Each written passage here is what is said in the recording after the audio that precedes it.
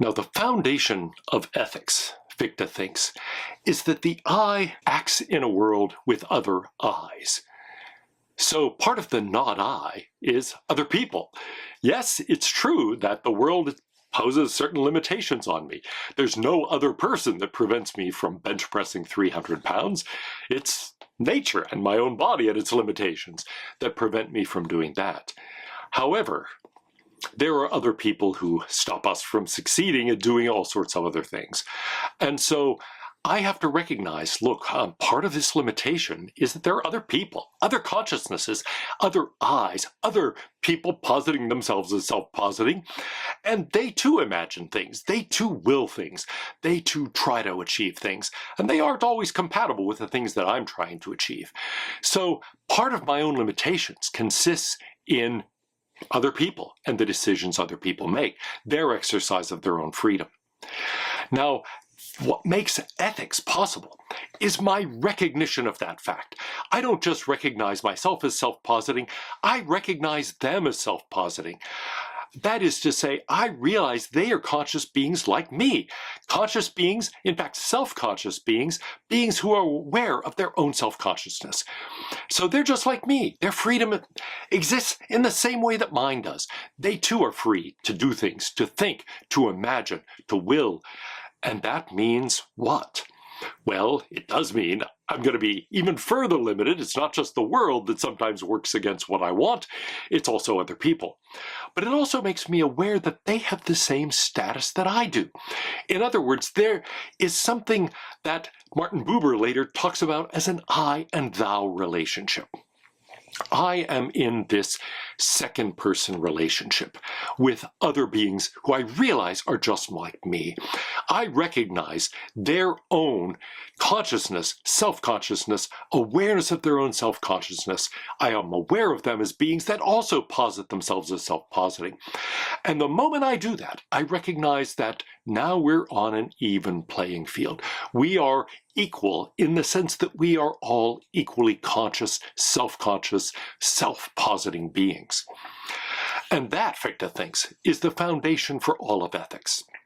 The I acts in a world with other I's, and recognizing itself as free, it has to recognize them too as free, and also as freely willing, freely imagining, freely desiring, and freely seeking to bring about what they desire. So that second-person recognition provides the basis for ethical living. What makes it possible to have an ethics, and not simply to be in a Hobbesian war of all against all, is my ability to recognize other people as conscious beings just like me, and to say, I am like this, but you are too. I have a recognition of the other person as someone just like me. Fichte says, I can see myself as a free moral agent only by recognizing that you are too. I recognize that you can make demands on me in the same way that I can make demands on you.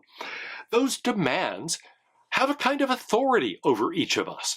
In other words, when I say stop it, let's say, thinking back to elementary school, I get to school, I enter the school grounds, and there's this big kid in my first grade class, and he sees me, and he immediately punches me in the stomach. Well, I don't want him to do that. And as I recall, we both ended up in the principal's office, though I didn't do anything. I didn't even hit him back. But still, I recognize, hey, I don't hit me, okay? And I recognize in saying that he can make the same demand on me. Okay? He shouldn't be hitting me, I shouldn't be hitting him. Fichte would say, already by first grade, I have an understanding that that kid is a kid just like me. I can make demands on him. I can say, don't you hit me. And in saying that, I am presupposing that, look, we're on the same field. That means I shouldn't hit you either. And so I place ethical demands on myself as a result of demanding things from other people. I recognize that none of those demands have any legitimacy unless it is possible for other people to place similar demands on me, and indeed then I should place some of those demands on myself. Those demands have a kind of authority over me as well as that other person. That is how Fichte gets to Kant's categorical imperative, and you can see now why Kant was such a big supporter of Fichte's. Fichte infers the categorical imperative from the freedom and the willing of the I. the I recognizes its own freedom and the dependence of its will on universal and necessary laws. It concludes both that autonomy is to be respected and that willing must be universal. So Fichte concludes, limit your freedom in accordance with the concept of the freedom of all other persons with whom you come into contact. Now, is that enough? Here Fichte does depart a bit from Kant. He thinks he can create this kind of foundation for a Kantian ethic purely from reflecting on the nature of consciousness itself.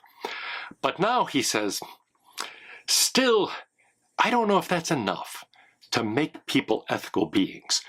They may know what they ought to be doing. They may recognize the legitimacy of the demands. It's another thing to actually do that. After all, I have extensive experience about this. Ethics professors aren't necessarily more ethical than anyone else. It's one thing to teach someone ethics, it's another to get them to be ethical, as Aristotle stresses.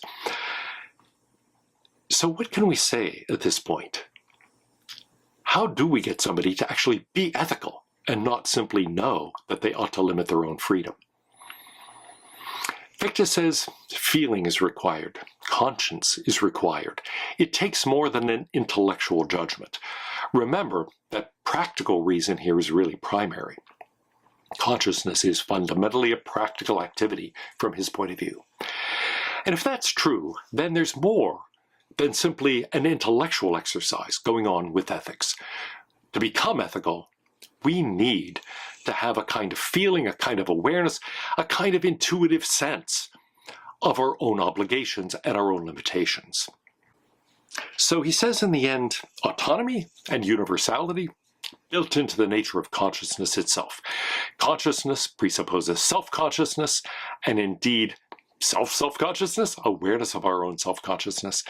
That means we are aware of our own freedom, but also of its own limitations. We're aware that there are other beings who are just like us in the sense that they too are free, but they too have limitations. We make demands on them, but we have to recognize, therefore, their demands on us. And so ethics is a system of these mutual demands which are really universal as a result. And so he gets us to Kantian ethics. But he says that's not really going to make us ethical necessarily. We need to back that up with feeling, with intuition, with conscience. And so we need to turn ourselves into the kind of people that are actually going to feel this as well as think this. Luckily, since consciousness is an activity, and therefore practical, he says it's not really that hard. Why? Because I recognize the other as someone just like me. I recognize them as a thou, as a fellow I, positing themselves as self-positing. And in doing that, I come to feel a kinship with them, feel an equality with them, as well as think it. So I can become ethical in this way, but through that sort of I-thou relationship. Well, I hope you can see that in Fichte, we have not only some deep reflection about the nature of the conscious mind itself, but also important foreshadowings of things that are going to come later in this tradition. Not only Hegel's idea about the development of self-consciousness, when he talks about this in the phenomenology of spirit, he talks about recognition, and in particular the recognition of recognition, as vital to the formation of self-consciousness. From his point of view, self-consciousness is not built in initially as it is for Fichte. Instead, it's the outcome of a process. I'll talk about that in a separate video. It also foreshadows what Martin Buber has to say about I-thou relationships and their fundamental character in ethics. And finally, as I mentioned, it foreshadows a number of key ideas in Jean-Paul Sartre. So there are a lot of developments in the history of German idealism and in existentialism in a variety of aspects of thought. It's beginning to have more of an impact in analytic philosophy through the work of Stephen Darwall and others. And so this idea of ethics being in the end something that rests on a second-person recognition, an I-thou type recognition, is, I think, a very deep and important insight that we're really still in the process of unpacking.